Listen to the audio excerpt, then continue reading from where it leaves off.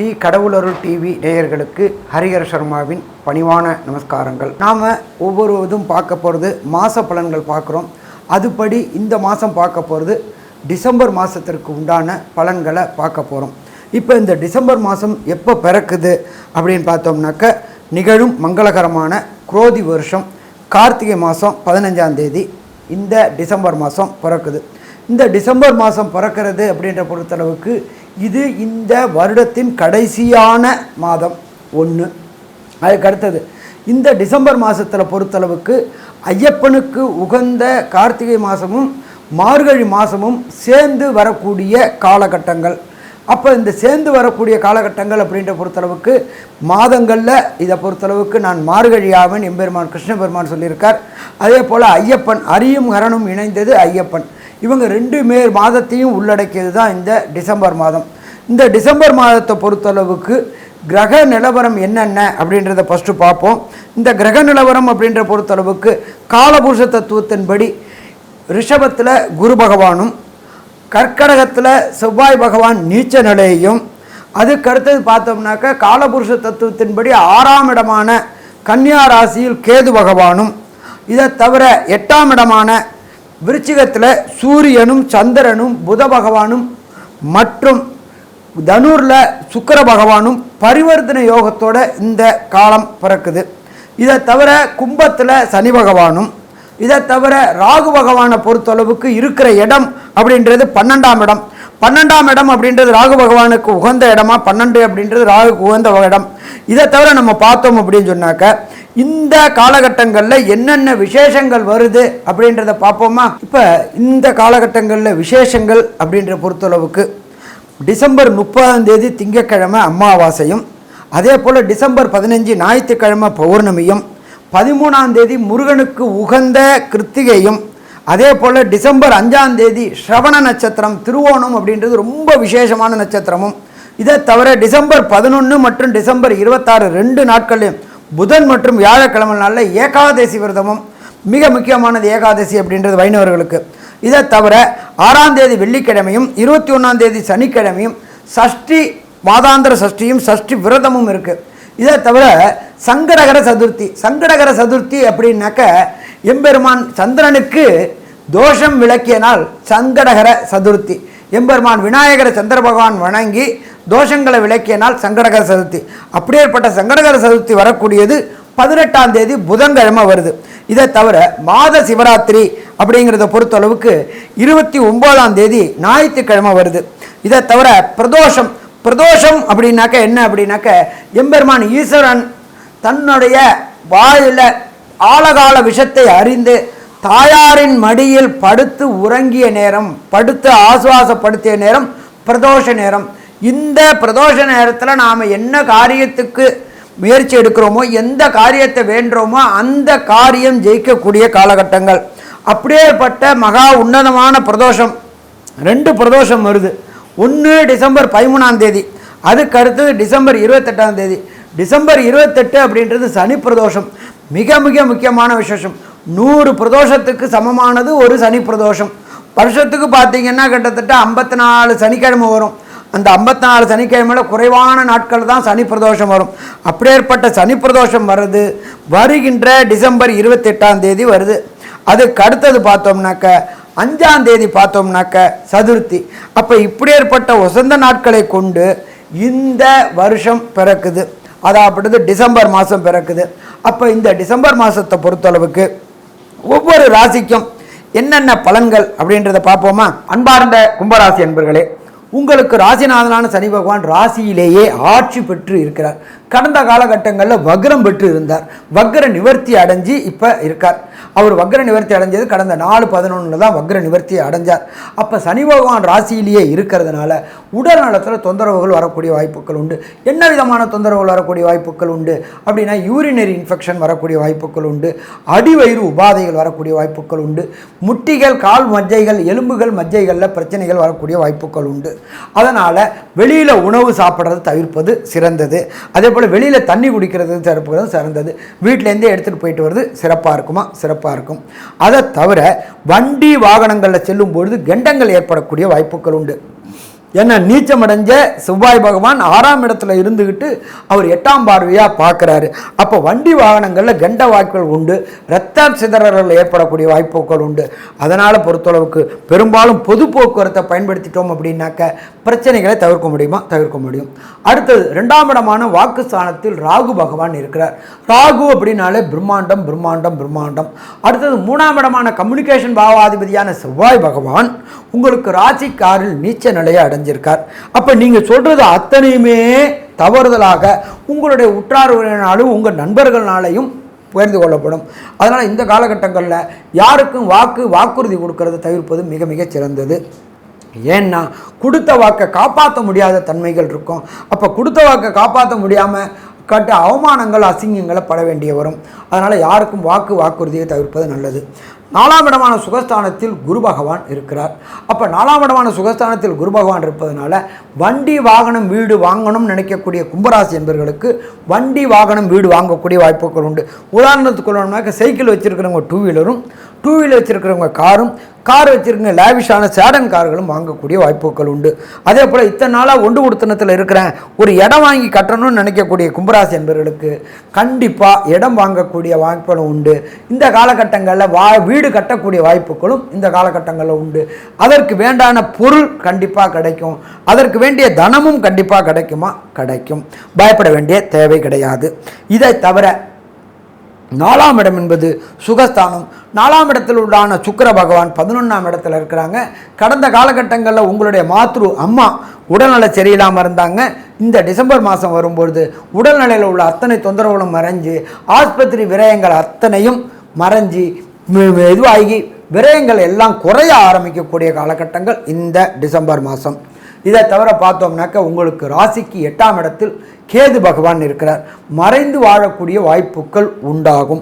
இதை தவிர பார்த்தோம்னாக்க மறைந்து வாழக்கூடிய வாய்ப்புகள் அப்படின்னாக்க உத்தியோக நிமித்தமாகவும் படிப்பு நிமித்தமாகவும் வெளியூர் வெளிமாநிலம் வெளிநாடு போகணுன்னு முயற்சி செய்யக்கூடிய கும்பராசி என்பவர்களுக்கு வெளியூர் வெளிமாநிலம் வெளிநாடு முயற்சிகள் அத்தனையும் சக்ஸஸ் ஆகும். வெளியூர் போய் தொழில் செய்யணும்னு நினைக்கக்கூடியவங்களுக்கு PR, சிட்டிசன்ஷிப், பர்மிட் மற்றும் கிரீன் கார்டு போன்ற கிடைக்கும். அத்தனையும் கும்பராசி என்பவர்களுக்கு இந்த காலகட்டங்களில் கிடைக்கக்கூடிய வாய்ப்புகள் உண்டு. மறைந்த இடத்துல கெட்ட கேது பகவான் இருக்கிறதுனால கண்டிப்பாக வெற்றி கிடைக்கக்கூடிய வாய்ப்புகள் உண்டு. இதை தவிர பார்த்தோம்னாக்க 11ஆம் இடத்தில் இருக்கின்ற குரு பகவானும் பரிவர்த்தனை யோகம் பெற்றிருக்கிறாங்க. குரு சுக்கிரன் பரிவர்த்தனை யோகம் பெற்றிருக்கிறதுனால ஆட்சி பெற்றதற்கு சமானம். அதனால் நீண்ட நாட்களாக திருமணம் தடை தாமதம் ஏற்பட்டுக்கிட்டு இருந்த கும்பராசி என்பவர்களுக்கு திருமணம் தடை தாமதம் அத்தனையும் விலகக்கூடிய வாய்ப்புகள் உண்டு. நீண்ட நாட்களாக சந்தான பாக்கியம் என்கின்ற வம்சம் விருத்திக்கு ஏற்படாத இந்த கும்பராசி என்பவர்களுக்கு பிரகஸ்பதியான குரு பகவானின் பார்வை உங்களுடைய 5ஆம் இடத்து அதிபதியான புதனுக்கு படுறதுனால வம்சம் விருத்தி கிடைக்கக்கூடிய வாய்ப்புகள் உண்டு. சின்னத்திரை பெரிய திரை கலைஞர்களுக்கு இந்த காலகட்டங்களில் புதிய வாய்ப்புகள் கிடைக்கக்கூடிய வாய்ப்புகள் உண்டு. கேமராமேன், லைட்மேன் மற்றும் ப்ரொடியூசர்ஸ், பின்னிருந்து இயக்கக்கூடியவங்க அத்தனை பேரும் மற்றும் உணவு தொடர்புடையவங்க, கலை தொடர்புடையவங்க அத்தனை பேருக்கும் இந்த காலகட்டங்களில் வாய்ப்புகள் உண்டு. அதே போல் சமையல் தொழில் கலைஞர்களுக்கும், அதாவது ஹோட்டல் வச்சு நடத்துகிறவங்களுக்கும், அதே போல் தேட்டருக்கு கூட உள்ள தின்பண்டங்கள் இருக்கக்கூடியவங்களுக்கும் இந்த காலகட்டங்களில் அமோகமான வியாபாரமாகக்கூடிய வாய்ப்புகள் உண்டு. இதை தவிர பிரகஸ்பதியான குரு பகவான் உங்கள் சதசப்தமாக சூரியனை பார்க்கறதுனால சிவராஜ யோகம் இருக்கிறதுனால தொட்டது அத்தனையும் தொடங்கக்கூடிய வாய்ப்புகள் உண்டு, வைத்தது அத்தனையும் விளங்கக்கூடிய வாய்ப்புகள் உண்டு. ஆனாலும் எச்சரிக்கையோடு செயல்பட்டால் பிரச்சனைகளை தவிர்க்கலாம். அதே போன்று கும்பராசியை சேர்ந்த குழந்தைகளுக்கு புத ஆதிபத்திய யோகம், ஆதித்யன் என்றால் சூரியன், புதனும் சூரியனும் சேர்ந்திருப்பது புத ஆதித்ய யோகம். கல்வி கற்கும் அத்தனை குழந்தைகளுக்கும் கல்வியில் மேன்மையான நிலை வரும். இதுவரை குழந்தைகளுக்கு பிரச்சனைகள் இருந்தது, தாயார் தகப்பனார் போய் கை கட்டி கொண்டு பதில் சொல்ல வேண்டிய காலகட்டங்கள் இருந்தது. அந்த காலகட்டங்கள் அத்தனையும் இந்த டிசம்பர் மாதத்தில் மறையும். தாயார் தகப்பனுக்கு புகழ் ஏற்படும். கண்டிப்பாக வெற்றி கிடைக்கக்கூடிய வாய்ப்புகள் உண்டு. அதே போன்று உயர்கல்வி படிக்கக்கூடிய கும்பராசியை சேர்ந்த குழந்தைகளுக்கு தான் விரும்பிய கல்வியில், விரும்பிய பல்கலைக்கழகத்தில், விரும்பிய இடத்தில் படிக்கக்கூடிய வாய்ப்புகளும் உண்டு. அப்போ மொத்தத்தில் பார்த்தோம் என்றால் கும்பராசி என்பவர்களுக்கு இந்த மாதம் ஆனந்தமானம்னு சொல்லலாம். ஆனாலும் ஒரு சில நாட்கள் 31 நாட்களில் ஒரு சில நாட்கள் தவிர்க்கக்கூடிய நாட்கள் உண்டு. தவிர்க்கக்கூடிய நாட்கள் அப்படின்றது சந்திராசிரம தினம். மதிக்காரகனான ஜனன ஜாதகத்தில் உண்டான உங்களுடைய சந்திரனுக்கு 8ஆம் இடத்தில் கோல்சார சந்திரன் வரக்கூடிய நாட்கள் சந்திராசிரம தினம். இன்னும் விரிவாக சொல்ல வேண்டும் என்றால் உங்களுடைய நட்சத்திரத்திற்கு 17வது நட்சத்திரமாக வரக்கூடியது சந்திராசிரம தினம். அந்த நாட்களில் எச்சரிக்கையோடு இருந்தால் பிரச்சனைகள் தவிர்க்கலாம். எதில் எச்சரிக்கையாக இருக்கணும்? புதிய முடிவுகள் எடுக்கிறதுல, வெளியூர் பயணங்கள் செய்கிறதுல, புதிய தளங்கள் தொடங்குறதுல, புதிய தொழில் தொடங்குறதுல எடுக்கணும். சரி, அந்த நாட்கள் எந்த நாட்கள் அப்படின்னு பார்த்தோம்னா கும்பராசிக்கு பொறுத்தளவுக்கு 22, 23 மற்றும் 24 இந்த நாட்களில் எச்சரிக்கையாக இருந்தோம்னா பிரச்சனைகளை தவிர்க்கலாம். சரி சாமி, இதை தவிர இந்த கும்பராசி என்பவர்களுக்கு தசாநாதனோ புத்திநாதனோ அந்தரநாதனோ சூட்சமநாதனோ சரியில்லை என்றால் வணங்க வேண்டிய தெய்வம் அப்படின்ற பொறுத்தளவுக்கு எம்பெருமான் சனீஸ்வரனை வணங்கணும். எம்பெருமான் சனீஸ்வரனை எந்த சனீஸ்வரனை வணங்கினா பிரச்சனைகள் தீரும் அப்படின்னு பார்த்தாக்க திருநள்ளாறில் உள்ள சனீஸ்வர பகவானை வணங்கணும். சாமி, திருநள்ளாறில் போயிட்டு நேராக சனீஸ்வரன் வணங்கலாமா? திருநள்ளாறுக்கு போகணும் அப்படின்னா ஒன்று அஷ்டமத்து சனி இல்லை அர்த்தாசிரம சனி, ஏழரை சனி உள்ளவர்கள் மட்டும்தான் சனீஸ்வர பகவானை கண்டு வணங்கணும். மற்றவங்க போய் வணங்கினா பிரச்சனைகள் கூடக்கூடிய வாய்ப்புகள் உண்டு.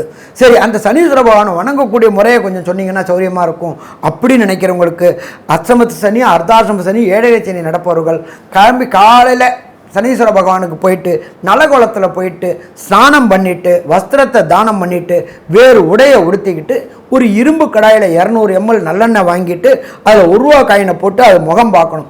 முகம் பார்த்துட்டு அந்த குளக்கரையிலேயே நல களி தீர்த்த விநாயகர் மற்றும் பைரவர் சன்னிதானம் இருக்கும். அந்த பைரவர் சன்னிதானத்தில் கொண்டு போயிட்டு அந்த இரும்பு கடாயை வச்சுட்டு விநாயகரை வழிபட்டுட்டு பைரவரை வழிபட்டுட்டு வெளியில் வந்துட்டு ஒரு சூர தேங்காய், அதாவது நம்ம என்ன சொல்லுவோம், சூர தேங்காய்னா விடலை தேங்காய்ப்போம், சூர தேங்காய் ஒன்று உடைச்சிட்டு அதுக்கப்புறம் நம்ம அந்த கோயிலுக்கு போகணும். அந்த கோயிலை பொறுத்தளவுக்கு ஃபஸ்ட்டு பார்க்க வேண்டியது தாயாரை பார்க்கணும். தாயாருக்கு ஒரு அர்ச்சனை. அடுத்தது 2வது தர்பாரண்ய ஈஸ்வரர்னு பேர், ஈஸ்வரனுக்கு ஒரு அர்ச்சனை. இதை முடிச்சுட்டு சனீஸ்வர பகவானை பார்க்கணும். சனீஸ்வர பகவானை பார்க்கறது மட்டும் எவ்வளோ நேரம் வேணாலும் பார்க்கலாம். ஆனால் திரும்பி பார்த்து கும்பிடக்கூடாது. ஒரு முறை பார்த்துட்டோம் அப்படின்னு சொன்னால் எவ்வளோ நேரம் வேணாலும் பார்க்கலாம். திரும்பி பார்க்காம வரணும். திரும்பி பார்க்காம வந்துட்டு அங்கேயே கோயில்லையே எல் தீபம் போடுவாங்க. அந்த எல் தீபம் 11 எல் தீபம் போட்டு முடிச்சுட்டு வெளியில் வந்துட்டு நீங்கள் சாப்பிட்டுட்டு ஒரு 11 பொட்டலை சாப்பாடு வாங்கி அங்கஹீனம் உள்ளவங்க, ஏன்னா சனி பகவானை பொறுத்தளவுக்கு மந்தக்காரகன்னு சொல்லுவோம், கால் முடியாதவங்களுக்கு தானம் பண்ணிவிட்டு நேராக திருநள்ளாறு விட்டால் வீடு, வேறு எங்கே கோயிலுக்கும் போக வேண்டாம். பரிகாரத்துக்கு போகிறவங்க, இந்த பரிகாரத்துக்கு போகிறவங்க அஷ்டமத்து சனி அர்த்தாசிரம சனி ஏழரை சனி உள்ளவங்க மட்டும் போனால் போதும், வேறு யாரும் போக வேண்டாம். இதை செஞ்சோம் அப்படின்னா இந்த சனி பகவானை ஏற்படக்கூடிய தாக்கங்களும் பிரச்சனைகளும் விலகும். சரி, மொத்தத்தில் பார்த்தோம் அப்படின்னா கும்பராசி நேயர்களுக்கு இந்த காலகட்டங்கள் அப்படின்றது 2ஆம் இடத்தில் ராகு இருக்கார். 2ஆம் இடத்துல ராகு இருக்கிறனால கொடுத்த வாக்கை காப்பாற்ற முடியாத தன்மைகள் இருக்கும். நம்மளோட எண்ணங்கள் எல்லாமே பிரம்மாண்டமான எண்ணமாக இருக்கும். அதை நிறைவேற்ற முடியலை அப்படின்னா சிக்கல்கள் உருவாகக்கூடிய வாய்ப்புகள் உண்டு. அதனால் யார் கூட அன்னெசரி ஆர்கியூமெண்ட் டிபேட் பண்ணுறதை தவிர்க்கிறது, யாருக்கும் ஜாமீன் ஜவாப் போடுறதை தவிர்ப்பது மிகச்சிறந்தது. அதே போல் ஏதாவது இடம் வாங்கணும் அப்படின்னா 1க்கு 3 ட்ரிப்பு ஒரு 1000 லிட்டிகேஷன் ஏதாவது இருக்கா அப்படின்னு பார்த்துக்கிட்டு வாங்கக்கூடியது. ஏன்னா பூமிக்காரகனான செவ்வாய் பகவான் நீச்சம் அடைஞ்சு போயிட்டார். அவர் தான் உங்களுக்கு கம்யூனிகேஷன் பாவாதிபதி. அந்த கம்யூனிகேஷன் பாவாதிபதி நீச்சம் அடைஞ்சதுனால ஏமாற்றங்களை தவிர்க்கக்கூடிய காலகட்டங்கள். ஏமாற்றத்தை தவிர்க்கணும் அப்படின்னா 1 முறைக்கு 3 முறை நல்ல லாயரை வச்சு அந்த லிட்டிகேஷன் ஏதாவது இருக்கான்னு பார்த்துக்கிட்டு பூமி வாங்கிறது சிறப்பு. அதே போல் பொறுத்தளவுக்கு சூரியனும் குருவும் சதசப்தமை பார்க்கறதுனால சிவராஜயோகம் ஏற்படுறதுனால தொட்டதெல்லாம் தொடங்கக்கூடிய காலகட்டங்கள், வச்சதெல்லாம் விடுவு கிடைக்கக்கூடிய காலகட்டங்கள். அரசு தொடர்புடையதில் இந்த கும்பராசி என்பவர்களுக்கு ஏதாவது பிரச்சனைகள் இருந்தால் பிரச்சனைகள் அத்தனையும் தீரக்கூடிய காலகட்டங்கள். ஏன்னா குருவும் சூரியனும் சதசப்தமை பார்க்கறதுனால சிவராஜயோகம் இருக்குது. அதே போல் குருவும் சந்திரனும் சதசப்தமை பார்க்கறதுனால குரு சந்திர யோகம். குரு சந்திர யோகம் அப்படின்னா என்ன அப்படின்னாக்கா 1000 பேரில் ஒருத்தராக காட்டக்கூடியது குரு சந்திர யோகம். கிட்டாலும் மேன்மக்களேன்னு சொல்லக்கூடிய காலகட்டங்கள். அப்போ எங்கே ஒரு காலகட்டங்கள் இந்த டிசம்பர் மாதம் கும்பராசிக்காரங்களுக்கு ஏற்றமான காலகட்டம் சொல்லலாமா? ஏற்றமான காலகட்டங்கள் சொல்லலாம். ஆனாலும் 2ஆம் இடத்துல ராகுவும் 8ஆம் இடத்துல கேதுவும் இருக்கிறதுனால பார்ட்னர்ஷிப் தொழில் செய்யக்கூடியவங்க எச்சரிக்கையோடு இருக்கணும்.